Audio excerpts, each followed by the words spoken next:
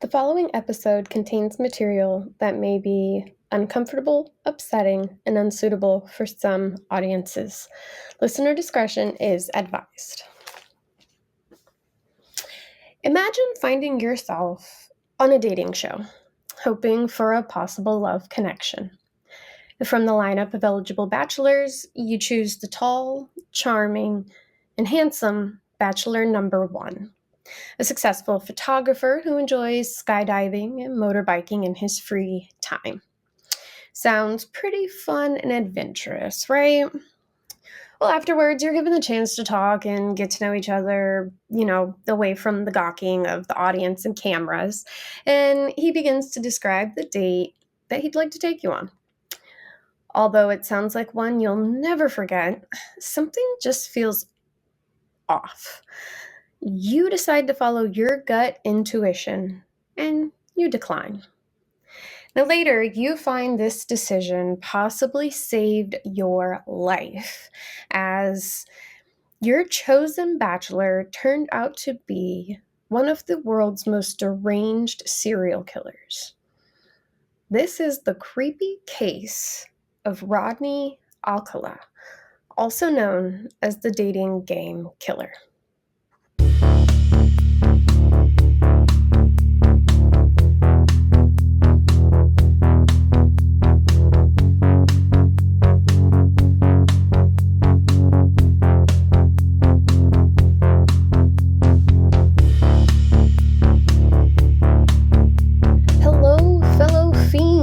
Welcome to another episode of Creepy Cases and Spooky Spaces. I am your host, Cassie Opea. You can find me here with new episodes every Tuesday. Hopefully. No, I actually just returned to school. I started going back to school, and between work and school and things have become a little hectic, so I haven't had as much time as I've wanted to sit down and create content and episodes. However, with this episode, I actually had the outline and the gist of it all set and ready to go, but then as I started researching, it just grew and grew and grew. It basically imploded into a ridiculous episode, and I wanted to bring you the best content that I could. I wanted to bring you the information. I wanted to bring you all of the stuff that you would want to hear in a case like this. So, but yes, every week I'm hopefully going to get back on track with every Tuesday. If you do subscribe to Patreon or Anchor, you get bonus episodes every other week. That day is still being figured out. I might pop them up on Thursday. I might pop them up on Friday, but I'm still trying to work that in and get that all situated. If you would like to support without subscribing, because I know that sometimes you can't always commit to those monthly subscriptions, I do have a Cash App and a Venmo. Also, you can help support just by buying merch on the pizzaandpigtails.com website in the Wick and Faye shop. You can follow on the socials, like, share, comment, do all the things that you do on a normal basis, but that does help the podcast get seen. So without further ado, let's get started with this week's episode. So Rodney Jacques Alcala Bucor, which, just as a side note, I watched multiple documentaries, docuseries. I listened to podcasts about this case, and everyone said his last name differently. So I actually consulted someone who of the Hispanic Latino background, and they said that it's normally said Alcala, so that's how I'm going to pronounce it. I'm not sure if it's Alcala or Alcala. It's been said many different ways, but so I'm going to say Alcala because that's how it was said to me. Now, he is better known as Rodney James Alcala. He was born August 23rd, 1943 in San Antonio, Texas. He was the third of four children of Raul Alcala Bucor and Ana Maria Gutierrez. In 1951, Rodney's father actually moved the family to Mexico, but he abandoned them a few short years later in 1954. And this was the same year when 11-year-old Rodney's mother decided to move him and his two sisters to Los Angeles, California. Everyone described Rodney as highly intelligent with an accelerated IQ. It was actually estimated to be around 170 or 175. He was popular amongst his peers, and he had a really good home life. He attended private schools before graduating from Montebello High School, where he was on the yearbook committee and he ran track and cross country. Now, Rodney joined the Army in 1961 at the age of 17. And this is where it seemed that his problems not so much began, but they started to kind of come to the surface. While he was stationed in Fort Bragg, North Carolina, his superiors said that he was manipulative, vindictive, he was insubordinate. He would expose himself. He wouldn't take responsibility for anything. He got into stealing and theft. He got into drinking, and he began attacking women. Now, he was disciplined in 1964 for assault. This actually lowered his rank and caused him to have a nervous breakdown. And he ended up hitchhiking from North Carolina to his mother's house in California. And his mother talked him into surrendering, but in the long run, he was kicked out of the Army with an honorable discharge. He was diagnosed with antisocial personality disorder, and with his GI Bill, he was able to partake in free schooling. And in what seemed to be an attempt to turn his life around, Rodney attended UCLA to study photography. Now, LA in 1968 was the center of youthful culture. It was the city of reinvention, where you went to see and to be seen. Now, the morning of September 5th, 1968, 8-year-old Tali Shapiro was living at the Chateau Marmont with her family while their house was being rebuilt after a fire. She was walking to school because she didn't like the public bus system, and I don't blame her. A car pulled up beside her, and the nice young man offered her a ride to school. And she felt hesitant at first to talk to the stranger, but he actually told her that he knew her parents. So she accepted, and the man got out, walked around, opened the back door for her to hop in. Now, while they're driving, she tells him that she's kind of early for school, and so he tells her, like, hey, I want to show you this poster at my house. Now, I totally understand she was 8 years old. Parents, please, please, please teach your children. Teach a password, teach a question, teach something, because this has happened in a lot of cases that I've actually, my brain. This has happened in a lot of cases that I've researched or that I've watched or seen on TV or in movies. The perpetrator comes up and says, hey, I know your mom. Hey, I know your dad. They said that it's okay if I give you a ride. And those children who are just really trusting, or some of them just don't want to seem like they're being mean or rude, hop in the car or they go with the stranger. So always have a password or a question that you can have the question and answer, and just, drill it into your kids' heads. Like, if you don't know them, do not go with them. Now, meanwhile, Donald Hines calls the Los Angeles Police Department, where he reports that he just saw a beige car pull up next to a little girl, and the man got out, put the little girl in the back seat of the car. He said that he thought it was odd because the car has no license plate, and so he thought that it was a kidnapping, and he followed the car to the house. Thank you, Mr. Donald Hines. You are a blessing if you are still around, and even if you're not, thank you. Officer Chris Camacho responds to the call, saying he immediately had a bad feeling when he pulled up to the home. He called for backup, and two officers shortly arrived, and they all kind of surrounded the house. Now, Camacho says he knocks on the door. Alcala looks out the window, and Camacho tells him, "Hey, open the door." Well, Alcala kind of opens the door a little bit, tells him that he's nude because he just got out of the shower, and to give him a minute. Now, from here, Officer Camacho can tell that Alcala is completely dry.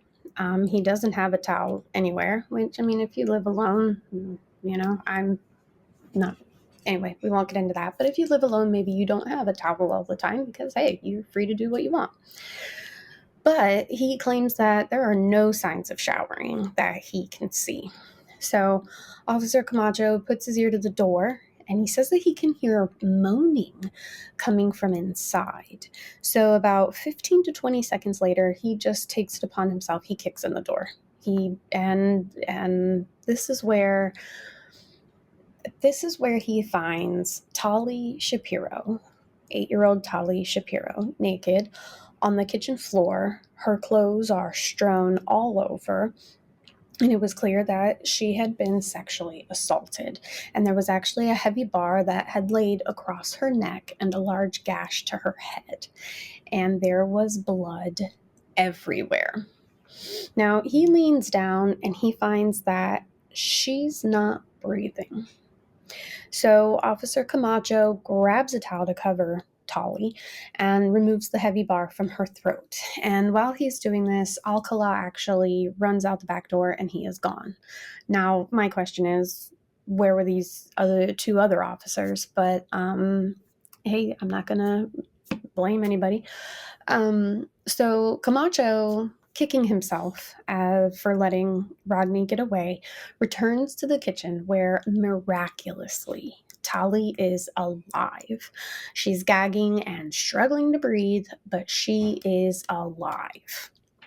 So they rush her to the hospital, and for 32 days, this poor girl was in a medically induced coma, and she actually spent many months after this in recovery. Once recovered, her parents moved her to Mexico. Now, upon searching the home, police find Rodney's school ID and some photographs in the home, but who is he? Who was he? Nobody really knew at this point. Now, while watching the documentary, Dating Death, there was actually a woman who was interviewed, and her name was Morgan Rowan. Now, she was 13 in 1965, and she and her friends liked to go down to this teen nightclub in Hollywood where they enjoyed watching the bands unload their equipment before the show. Now, one night, she says that she saw this attractive man in the parking lot with someone else, and they were taking photos of the band and the club goers. Later on in the club, Morgan says that she was approached by Rodney, who then pulled her to the back of the club, slammed her head against the wall, and completely knocked her out.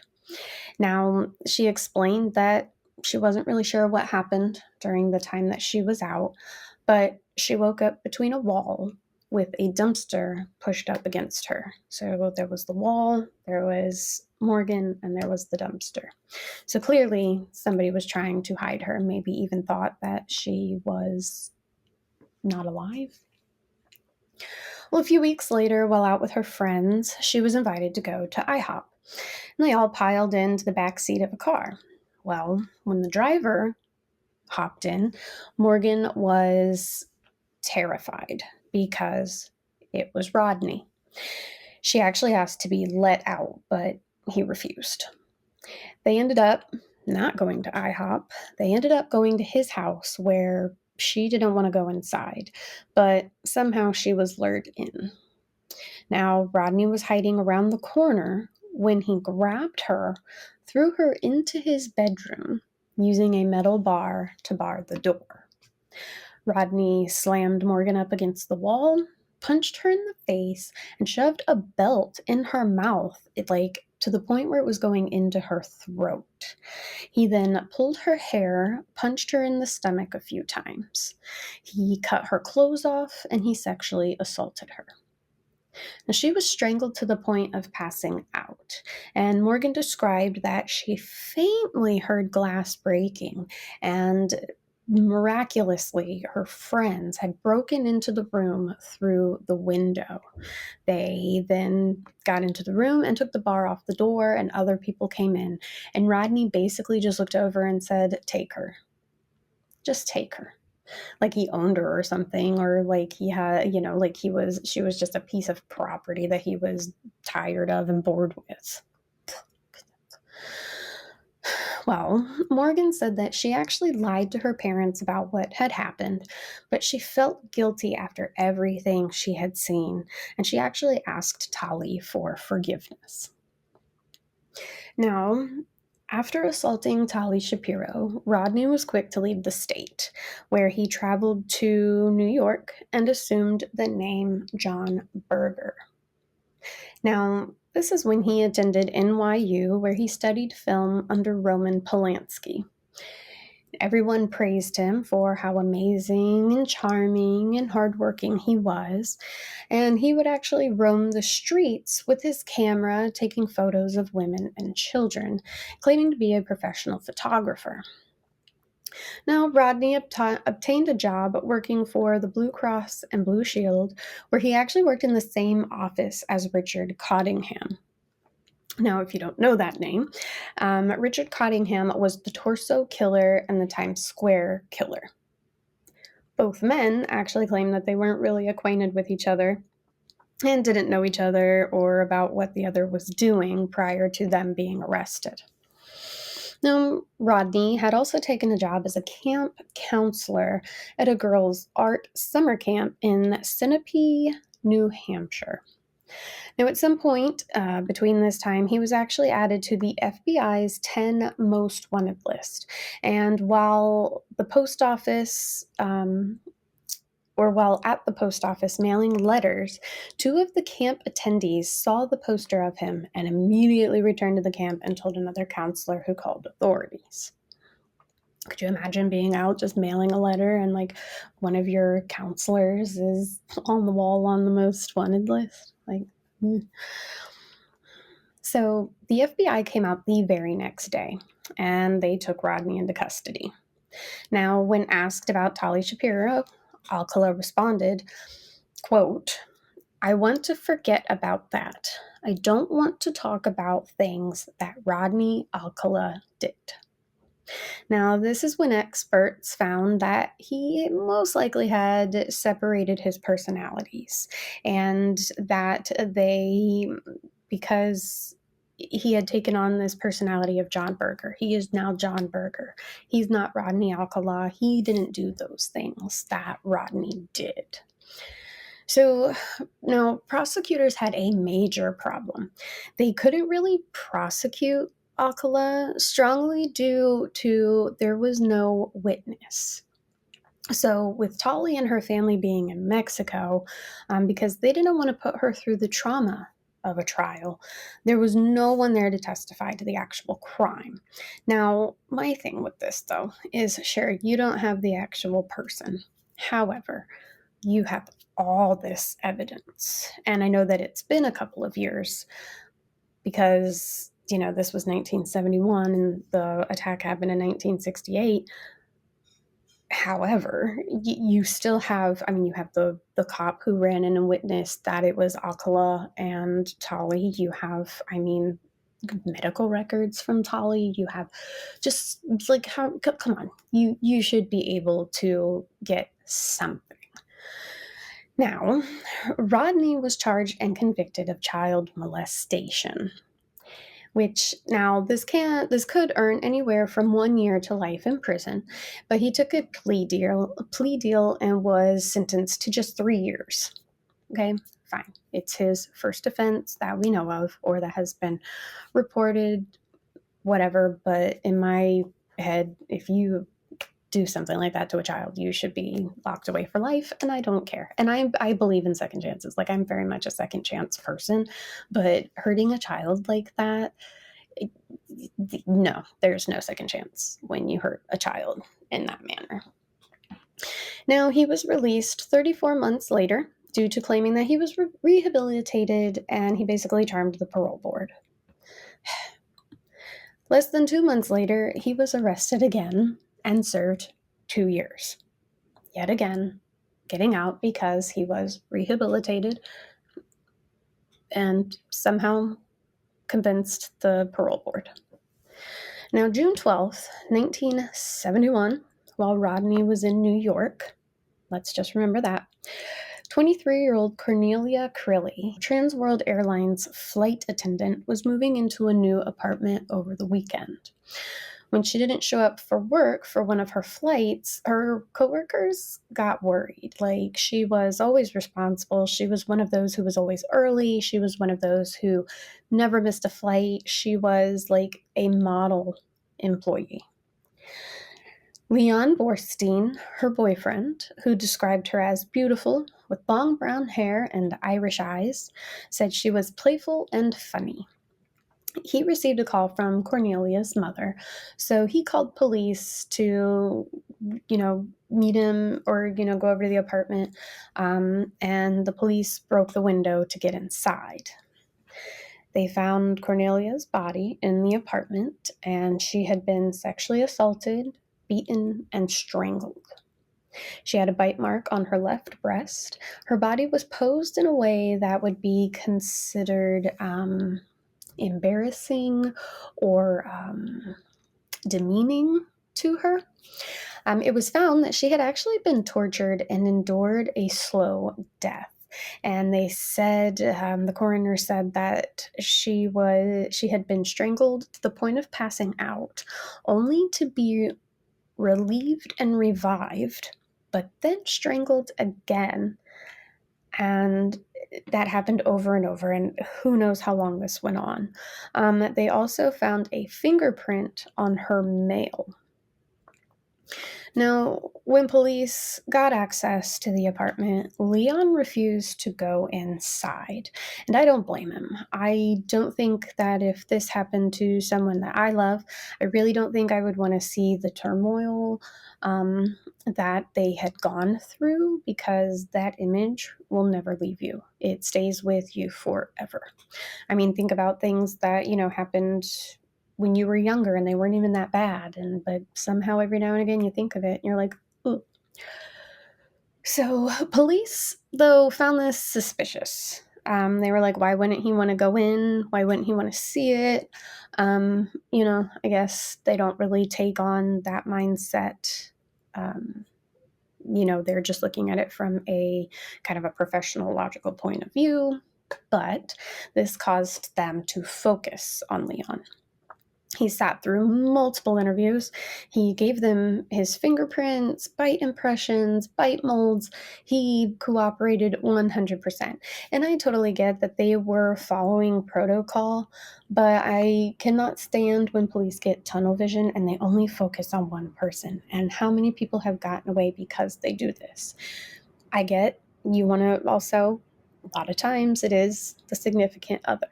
However, you need to focus on other people. Like, don't just, you get your evidence and you try to mold it to fit this person. Get your evidence and try to find the person who fits the evidence. Ugh, I think I missed my calling. I say that all the time, I know. So the belief now became that the suspect had most likely seen her moving in and offered to help. And then once they got access into the apartment and got her alone, they ended up attacking her and doing what they did. Now, Cornelia's murder would actually go unsolved until 2011. In 1974, Rodney took a girl to a park in Huntington Beach where they were partaking in illegal substances, and he ended up kissing her and I guess tried to make a move on her, but a park ranger approached them and she took that chance to be like, hey, I don't actually want to be here. I'm sure she was probably fine with it, aside from, any kind of sexual stuff happening. But this was when Rodney was arrested on drug charges, which he was on parole, so he was sentenced to 2 more years, but was once again released. Now, this case isn't only about serial killer Rodney Alcala, but also a system that failed. A system that failed multiple times and multiple people. And you will find, when I say multiple people, that is the understatement of the century. You will see not even just how many, because we don't even know. Like, there are still a lot of unknowns right now. So Rodney's parole officer gave him permission to go back to New York because, who the right? Like, at what point does one stop and think, this is a man who disappeared for quite a while, living under a different name? How many people were sexually abused or murdered at that point? How many people has he sexually abused and murdered? We already know for sure of 3. And then we have, Cornelia, who we don't know who it was, but it fits his MO. I don't know. Now, in 1977, I'm sure everyone has heard, there was a power failure causing a widespread blackout. Now, over 100 people actually disappeared, and there were over 2,000 murder cases during this time.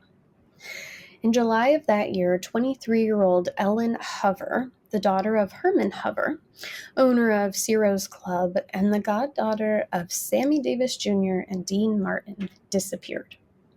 Now, she was described as beautiful, sweet, a lover of music, an amazing daughter, and a little too trusting. Now, posters were displayed everywhere, and a $100,000 reward was posted for any information leading to finding Ellen. During their investigation, detectives found on July 15th, Ellen had the name John Berger written down on her calendar.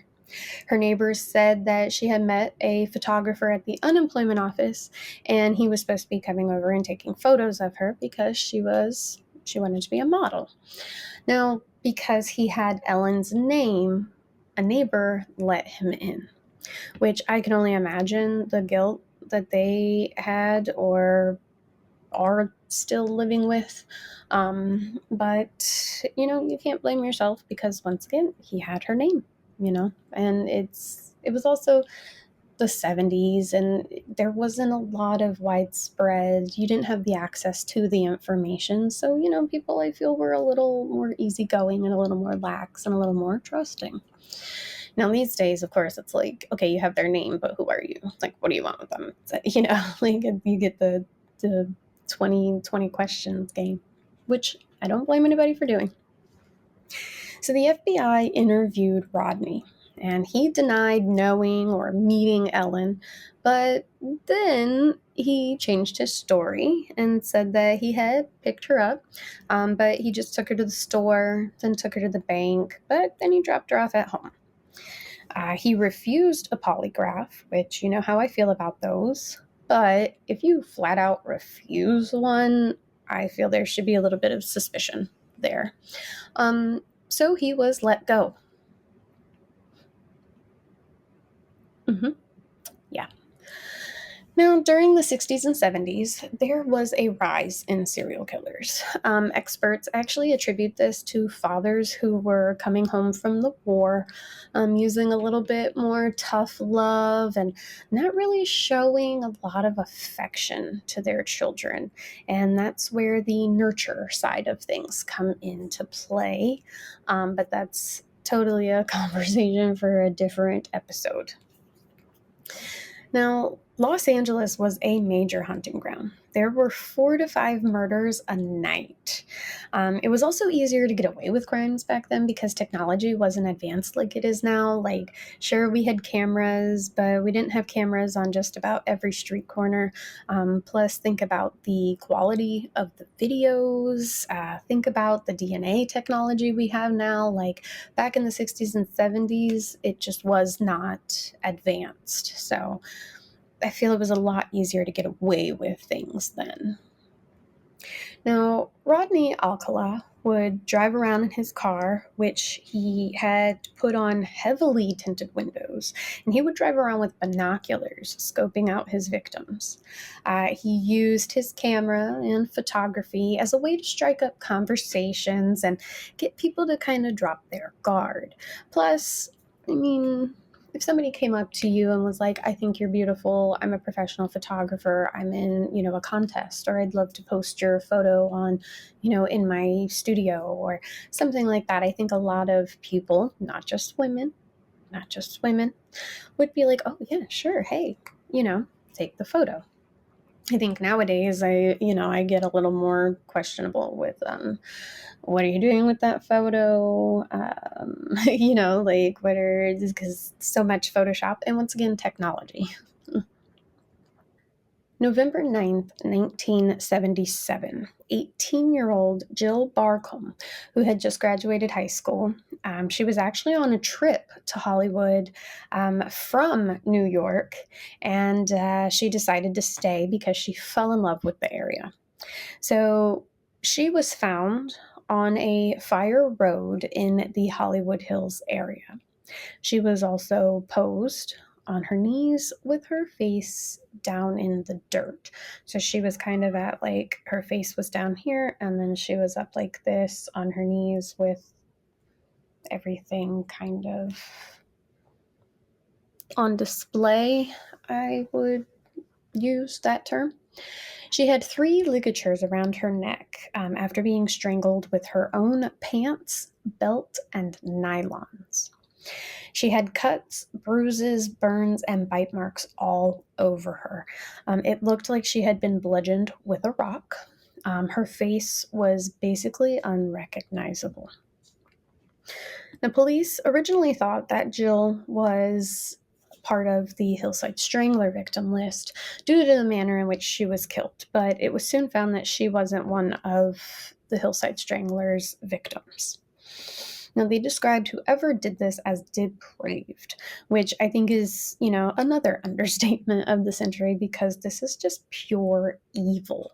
Like, this is somebody who it's like, this is just horrible. It's disgusting. It's like I can't even think of a word to describe it. A little over a month later, on December 16th, 1977, 27-year-old Georgia Wickstead, a UCLA student finishing up her degree to become a pediatric oncologist who had just moved into a new home on the beach in Malibu, didn't show up for her carpool with Barbara Gale.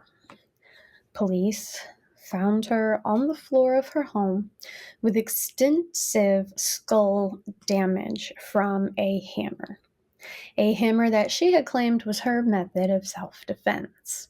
Now, she was found, once again, posed, facing the front door with her legs spread wide open. She had also been sexually assaulted, strangled, she had burns, she also had deep scrapes and claw marks. A handprint was found in her home, which was linked to Rodney Alcala later on.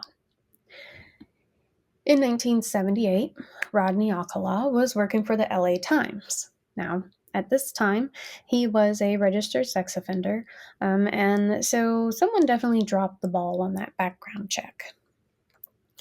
June 24th, 31-year-old Charlotte Lamb, a beautiful small-town girl who came from a nice big family, was working as a secretary who had the urge to go out dancing after work.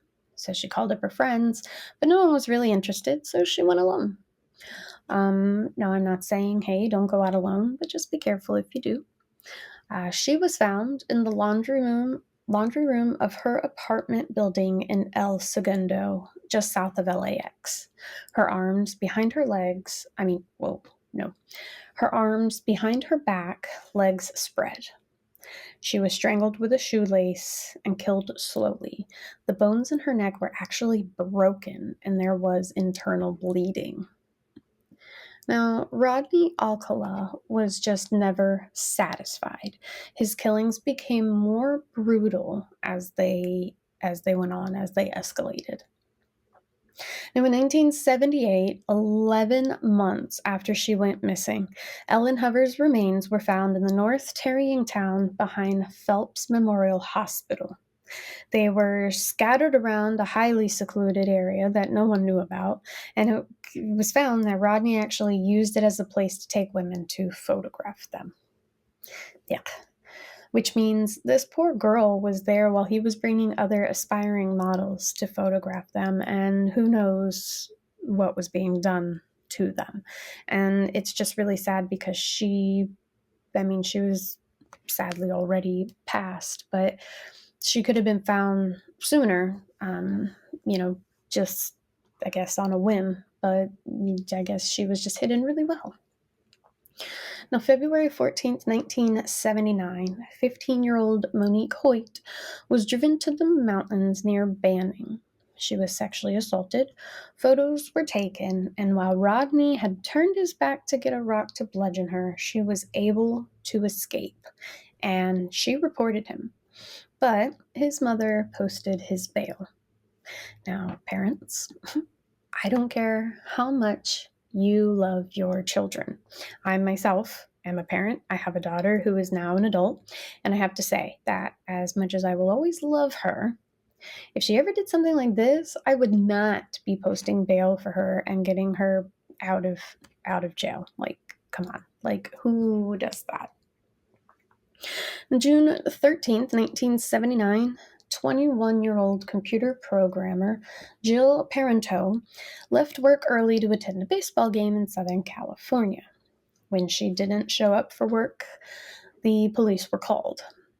Now, they found her in her home, posed toward the door with her legs spread, a pillow under her back, and a lamp propped to spotlight her. Blood found on a broken window was later linked to Rodney Alcala. Now, the way that he posed his victims, it seems like he was almost setting them up as photo shoots, or as like a way to embarrass them or demean him. It's really hard to gauge what his whole thought process was, because it's like, well, he's a professional photographer. So maybe he is just doing this as like a way to be like, an homage to his profession. Or he's just trying to embarrass them in the afterlife or in death. Now, so in 1978, Rodney was hiding in plain sight when he went on the dating game as a contestant. At this point, he had already murdered at least 5 women, and he was a habitual sex offender and sexual abuser. Now, while Mike Metzger said Rodney was weird, he was creepy, and there was something off about him, he ticked all of the boxes for your perfect bachelor to be on the show. Ellen Metzger said that during his audition interview, said he was charming, he was handsome, he had a very kind of Native American look, he was tan, he was well in good shape, he had this long, dark, thick, sleek hair, dark eyes, he was attractive. She said that he had a great sense of humor, he was funny, he was, charming, and he turned the heads of all the women at the studio, so he was chosen. And this is actually the thing that kind of gets me. A lot of people are like, well, I don't see how he tricked so many women or he got away with so many. And it's like, because it's just like Ted Bundy. A lot of women described him as attractive. A lot of women described him as charming. They know how to work women's feelings, and even men. You can't really downplay just because, um, it's just one of those things where they know how to use their looks and they know how to manipulate people, is what I'm trying to say. Now, when Rodney showed up for the filming, they said that he had changed completely. He had cut his hair shorter, so it was really frizzy and unkempt. They said his personality was different. He was very withdrawn and kind of antisocial, and he just kind of gave off these vibes of just, don't talk to me, don't approach me. In the green room, fellow contestant, actor Jed Mills said Rodney basically ignored him and the other guy who was on the show. He said the whole energy just felt completely off. And at one point, Rodney actually got in his face and said, "I always get my girl." And what a fucking creep. Like, seriously, like, what a creep. And for having such a high IQ and being so intelligent, he wasn't very smart. He used his real name, which was basically his downfall. Now, June 20th, 1979, Robin Samson, a 12-year-old who loved life, her family, and friends, was living in unincorporated Huntington Beach. Now, her and her friend Bridget lived half a mile away from the beach, which, oh my God, that would be so cool. That would be great. I would love it. I know I live in Florida. I get it. However, I'm not just half a mile from the beach. I have to actually drive to it. They loved walking down to the beach. They would surf, they would tan, they would walk around, they would just, go down, be kids, and just have fun. Now, Robin was into ballet, gymnastics, and singing. She was actually working at the local dance school in exchange for lessons, which is really cool. Around 11 a.m., Robin and Bridget went down to the beach and decided to have a cartwheel contest. A man approached them with a camera, telling them that he was a professional photographer who was actually entering a contest. He asked if he could photograph them for that contest and that he would actually split the money with them if he won. A neighbor, Jackie Young, and thank the universe for people like Jackie Young. We actually need more people like Jackie Young in this world. She saw the interaction and was worried. She said that it was kind of off-putting. So she walked over to check on the girls, and this was when Rodney immediately turned and quickly walked away. Now, it was around this time Robin realized that she needed to leave. She needed to get to the dance studio for her shift. And Bridget told her to take her bike. Told her, "Take my bike. Don't stop until you get to the school. Just go. Do not stop." Because she was obviously worried about this guy who was, roaming around with the camera. Well, somewhere between Bridget's house and the dance school, Robin disappeared. When she didn't show up, the studio called her mother because it was not like Robin to not show up, and her mother then called police. Now, after hearing what happened, a search began. And what I mean, what happened, the man coming up, approaching them and everything like that. Now, Tim, Robin's brother, rode up and down the path Robin took 4 hours on his own bike. 12 days later, on July 2nd, a fire crew who was doing some fire prevention work in a park located in Sierra Madre. Now, this is 40 miles from Huntington Beach, mind you. The last known location of Robin Samso. They found remains, and unfortunately, they belonged to Robin. And when her mother demanded to see her, they told her that there was nothing to see. She was so unrecognizable and had decomposed to the point that they had to confirm her identity with her dental records. Now, police reached out to Bridget and took a description from her, and they put together a composite sketch, which they began posting all over, and they were on a manhunt. Now, it seemed hopeless because nothing was coming from the investigation until an agent went home to take a breather before returning to the station and returning to the grind. And it's actually pretty crazy. He sat down he got a beer, he sat down, and he turned on the television. And right there in front of him was the dating game. And the agent says as soon as he saw this man pop on the screen, he knew this had to be their guy. He fit the physical description perfectly. And he was a professional photographer. Like, I mean, sure, coincidences, I don't believe in them. However, some do. I mean, but come on. So he called the station immediately. He said, hey, this is our guy. We got to reach out. So they reached out to LA County, who then reached out to Bridget's family, asking if she would be willing to look at some photos to see if she could recognize the man who they believed took Robin. And she agreed.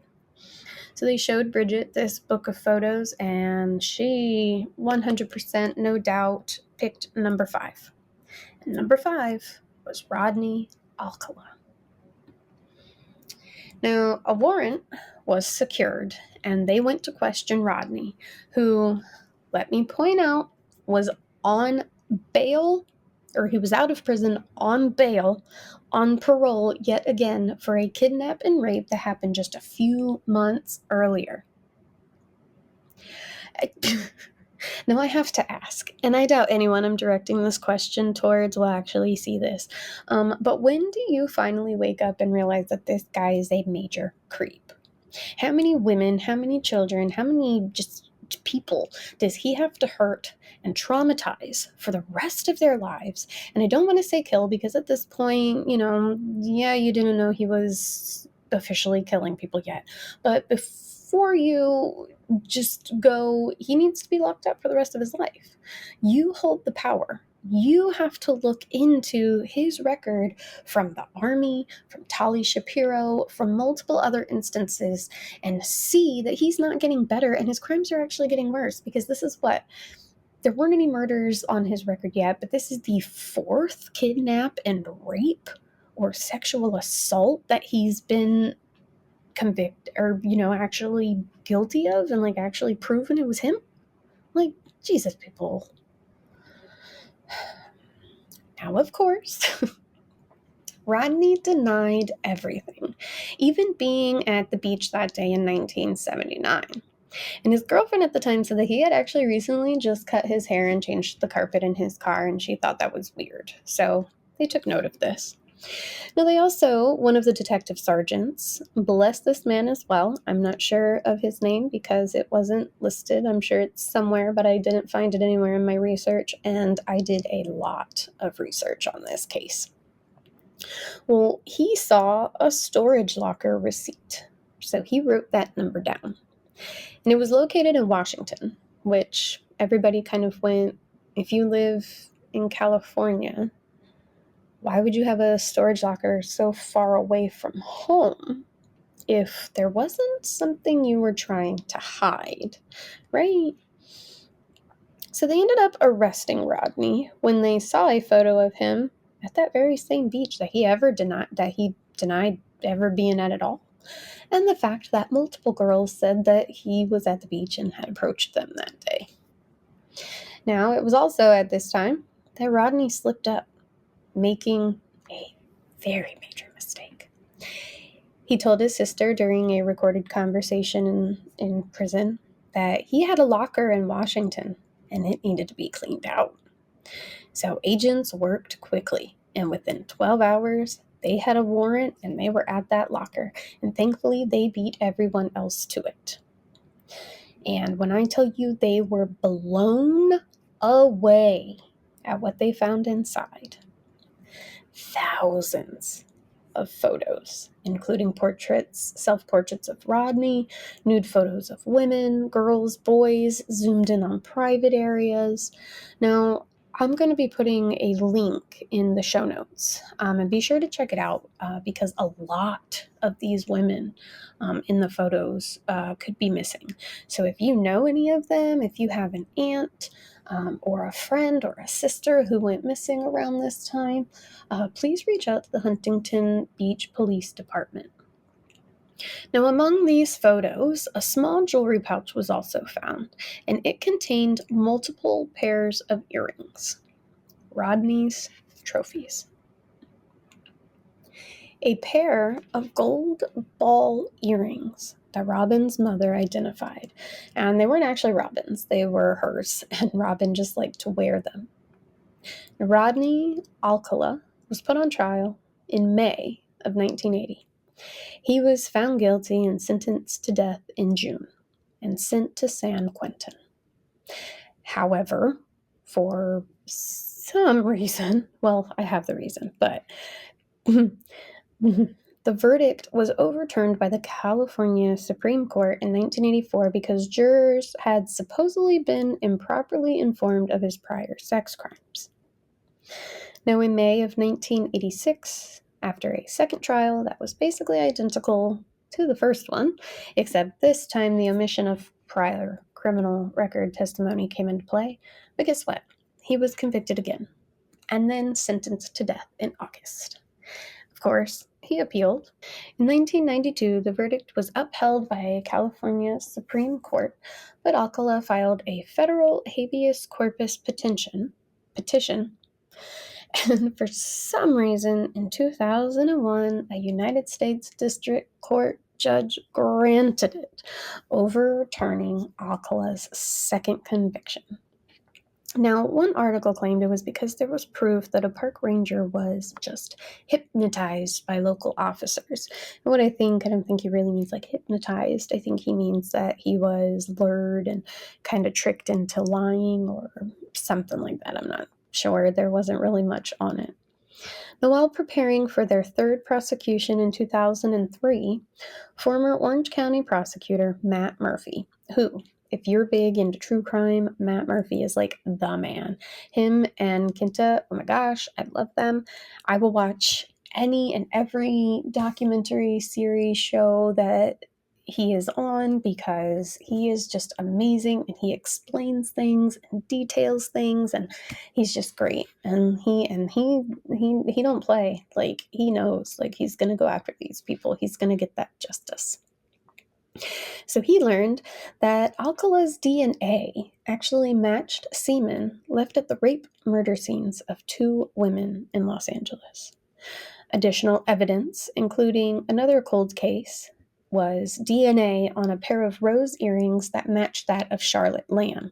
And these earrings were found in the jewelry pouch in his locker. Now, this led to Alcala's indictment for the murders of 4 additional women. So the original murder case was actually just Robin Samso. But in 2003, they were able to add Jill Barkle, Georgia Wixton, Charlotte Lamb, and Jill Parento.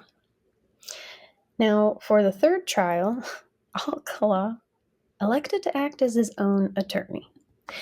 He took the stand in his own defense and for 5 hours played the roles of both interrogator and witnesses. And he would ask himself questions and address himself as Mr. Alcala in a deeper than normal voice. And then when he would answer them, he would use a different voice. So I'm sure it was just crazy to watch, but gosh. Now, during this self-questioning and answering session, he told jurors, often in a rambling monotone, that he was at Knott's Berry Farm applying for a job as a photographer at the same time Samso was kidnapped. He showed the jury a portion of his 1978 appearance on The Dating Game in an attempt to prove that the earrings found in the Seattle locker were his and not Samso's. Now, Jed Mills, the actor who competed against Alcala on the show, told a reporter that earrings weren't really a socially acceptable accoutrement for men in 1978, and, quote, and he said, quote, "I had never seen a man with an earring in his ear," he said. "I would have definitely noticed them on him," end quote. Also, I have to point out, like, could you imagine taking the stand in your daughter's murder case? Because Robin Samso's mother had to take the stand. And having to sit there and endure the man who took her and murdered her, like, he's the one that's questioning you. Like, the man who murdered your daughter. Like, could you imagine just sitting there and having to deal? Like, I don't think I could. I honestly think that like, I would end up in contempt and prison myself, because I would probably just go right over that. Just go right over the thingy, the desk. Well, during the trial, Alcala focused on just the Rob and Samso case. He didn't even try to attempt to dispute the 4 other women murder charges, except that he could not remember killing any of them, and that was basically his defense. He couldn't remember doing it. Now, yep, well, that means you totally did. Okay. Plus, if you've separated your personalities, maybe you did it while you were the other person, and now this person doesn't remember, but still, guess what? That means that you still did it. Now, as part of his 2-hour closing argument, he played the Arlo Guthrie song called Alice's Restaurant, in which the protagonist tells his psychiatrist that he wants to kill. And the lyrics are literally, I want to kill, I want to kill, I want to see blood and gore and guts and veins in my teeth. Eat dead, burnt bodies. I mean, kill, kill, kill, kill. I'm sorry. Is this supposed to make you look innocent? Is this supposed to make you look as if you haven't murdered people? Because I feel that's completely not how that works. Yeah. Now, after less than 2 days' deliberation, the jury convicted him on all 5 counts of first-degree murder. A surprise witness during the penalty phase of the trial was Tali Shapiro herself. And I commend her for the strength that she has to sit there and come face to face with the man who brutally attacked and almost killed her. And she held her own. Like, she went in there and she was, I mean, I'm pretty sure she was nervous, and I don't want to say she was afraid, but she definitely didn't let that fear overrun her. Now, she actually told Dating Death, quote, "It was something that happened to me. It is not a part of me." End quote. And that really stuck with me. And I think it's a good lesson for people of any kind of abuse or attack to carry with them. Like, you are not what happened to you. You are so much more. Now, Richard Rappaport, a psychiatrist paid by Alcala and the only defense witness, testified that borderline personality disorder could explain Alcala's claims that he had no memory of committing the murders. The prosecutor argued that Alcala was a sexual predator who knew what he was doing and didn't care. I mean, he showed no remorse. He showed no guilt. He showed, like, he didn't care. And I honestly think that even if you have that personality disorder and maybe, like, you don't remember doing what you did, you would think you would show some kind of emotion or feeling, at all. In March 2010, Alcala was sentenced to death for a 3rd time. After his 2010 conviction, New York authorities announced that they would no longer pursue Alcala because of his status as a convict awaiting execution. However, in January 2011, a Manhattan grand jury said, nope, we are getting him for the murders of Cornelia Crilly and Ellen Hover in 1971 and 1977. So in June of 2012, he was extradited to New York, where I was told that he actually, inserted a plastic, tube, why can't I think of the word? He inserted a plastic tube that helps him, pee, the word is not coming to me, and I know the word, it's right there. Anyway, he initially entered a not guilty plea on both counts. But in December 2012, he changed both pleas to guilty, citing a desire to return to California to pursue the appeals of his death penalty conviction. Dude, just accept it. Come on. On January 7th, 2013, a Manhattan judge sentenced Alcala to an additional 25 years to life, which the death penalty has not been an option in New York State since 2007. When the photos were released, the ones that I'll give you the link to in the show notes, women came forward stating that they were the women in those photos. Some told their story that they were sexually assaulted and attacked by the man who took the photos. Now, in October of 1977, Pamela Langion met with a man who was going to photograph her, but he was never officially charged with this crime. In 1982, the remains of a woman who was 6 months pregnant when she disappeared were found. And in 1977, Christine Thornton disappeared in Wyoming. Rodney had a photo of her on a motorcycle. So in 2016, Wyoming authorities traveled to California to meet with him. He was in a hospital bed after having a pacemaker put in. And he admitted to agents that he had taken this photo, saying that this was part of my area. And they described that it was just this weird moment, as if he went back in time and he took his finger and ran it over the photo of Christine and closed his eyes as if he was almost reliving the moment, which I think is disgusting. Now, Rodney Alcala died in prison of natural causes July 24th, 2021 at age 77. Now, other cases where the body was found posed like Rodney posed his victims were noted. In 1976, 20-year-old Cheryl Greenmail. In 1977, 13-year-old Antoinette Whitaker. In 1978, 17-year-old Joyce Gaunt.